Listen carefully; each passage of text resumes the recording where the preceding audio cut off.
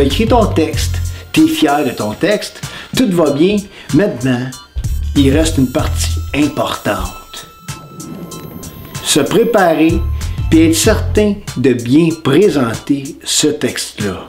Puis ce que je te propose, ben, c'est de te donner quelques techniques qui vont t'aider pour présenter de façon impeccable. Première chose, son corps. Le corps fait toute la différence. Il faut faire attention à nos tics nerveux.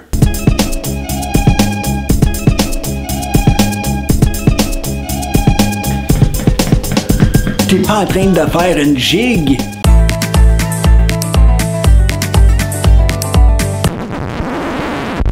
Donc la meilleure technique, c'est de rester le plus droit possible, confortable. Pas trop se coller sur le mur derrière, parce que se coller sur le mur derrière, comme ça, on peut comme pas bouger, puis ça, c'est pas très efficace. Le but, c'est de rester droit. Les deux pieds ancrés dans la terre, le corps tiré, peut-être comme une ballerine. Puis d'utiliser ses mains pour appuyer son propos.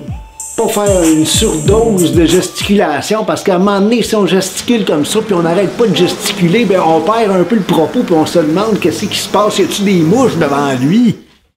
Non, non. Épurer sa gestuelle. Le regard. Ça, c'est important.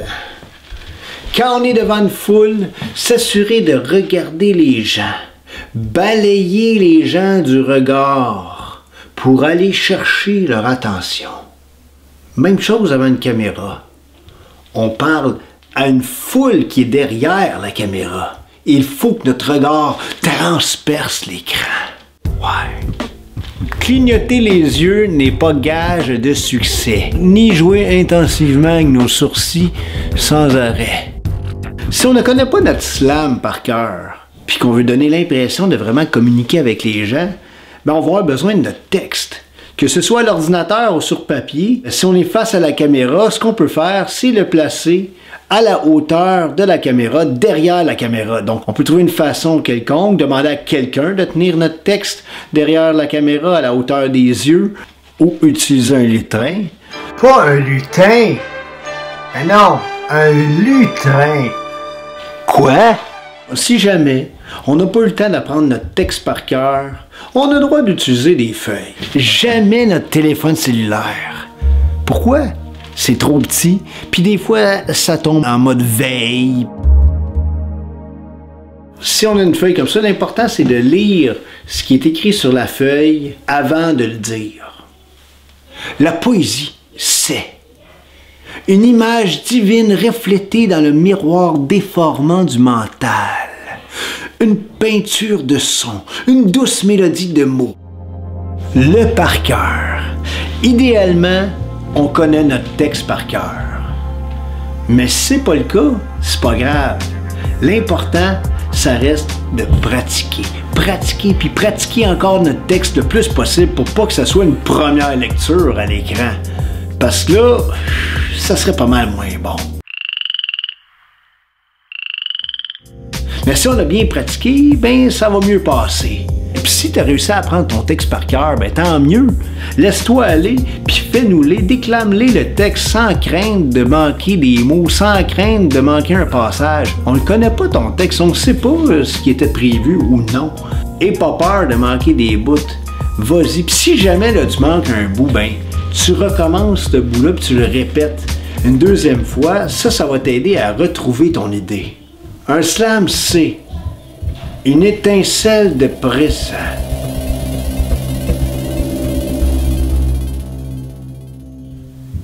Un slam, c'est une étincelle de présent, amplifiée, capturée par la loupe de la pensée. À qui on s'adresse? Généralement, il faut s'imaginer qu'on s'adresse à un très large public. Mais si on est devant un groupe d'amis, il faut parler un petit peu au-dessus de la foule. Comme ça, on ne sera pas pris avec un regard trop persistant. On décrochera pas. Le rire de notre meilleur ami nous déstabilisera pas. L'idée vraiment, c'est de parler un petit peu au-dessus de la foule, puis en balayant le regard tranquillement, en donnant l'impression d'aller chercher chacune des personnes dans la foule. Point important encore là, pour bien performer, la force des images mentales. On sous-estime à quel point l'humain parle en images. Si on voit ce qu'on dit, ben les gens aussi vont le voir. Si je parle d'un chat blanc, puis que je suis pas capable de m'imaginer ce chat blanc qui traverse l'écran, ben il n'y a personne qui va le voir. Ce que ça veut dire, ça, bien comprendre le texte qu'on s'apprête à présenter. Bien maîtriser chacun des mots, puis la signification des mots. Qu'est-ce que ça représente pour moi? Pourquoi j'ai choisi ce mot-là plus qu'un autre? Qu'est-ce qu'on veut dire derrière ça? En fait, avant de performer, ce qu'il faut faire, c'est prendre le temps de vraiment annoter notre texte, le sens de ce qu'on veut dire. Mettons-nous des mots en marge dans notre langage courant. Qu'est-ce que ça veut dire? Quelle est l'émotion associée à ça? Comment je me sens? Qu'est-ce que je veux que les gens comprennent? On prend donc le temps d'écrire des petits mots comme ça à côté qui ne seront pas dits. Hein? Je ne vais pas dire, hey, ça veut dire que je t'en maudis. Non, hein, ça ne va pas dire ça, tu ne vas pas dire ça, mais peut-être que c'est ça que ça veut dire dans ton texte. Donc, il faut écrire des mots comme ça en marge pour améliorer la qualité des images mentales de ce qu'on s'apprête à dire.